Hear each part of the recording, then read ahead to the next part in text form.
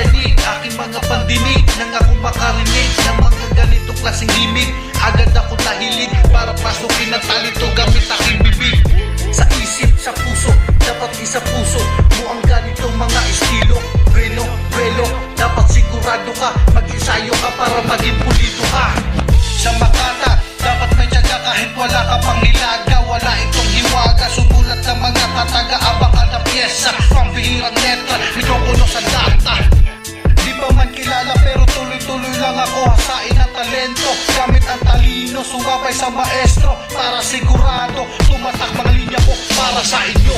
Lubong taga-Puerto nga pala, ngayong kabitin nyo na ang lugar kung saan kilala mga Makata na mahusay, pinupugay, nakahanay, binabagay, sumabay sa gusto rin magtagumpay. Sumasabay, lumakbay, kahit na walang humpay. Basta sa pangarap mo huwag kang titigil, abutin ang mga bagay na gusto mo marating. Kasama sa iyong hiling, ipakita mo ang iyong galing. Ang taray sumalang, malabo, mailang, basta makasama, tugmaan, may bilang, binago ang tono, kaya kong isyempo para mapakita tulad ng eksperto. Hindi mababago, maluluma pag tinago ng hinasa, tumalim, mga salita lumalim, alpabetik ang mga gamit ko sa bara, linyaan ko sa kataga, arkada sa primera hanggang sa kwarta. Kaya hindi ako titigil kahit sino pang pumigil, lalo pa nang gigil sa mga inutil, walang tigil kung umasta naman mga kupil, mabipay na sa dik, kila muskil.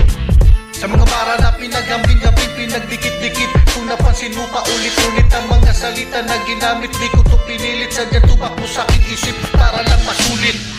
Ako'y isang Makata na hindi titigil sa pangarap kahit na dumaan pa sa hirap. Alam ko sa huli meron din makakasagap sa obra, kaya malabo na akong manghinaya sa aking mga nilikha. Kaya ito ang aking kwento, gamit ko talento, sigurado na pasado, gasolina ko kayo sa lahat ng mga lalakbayan ko.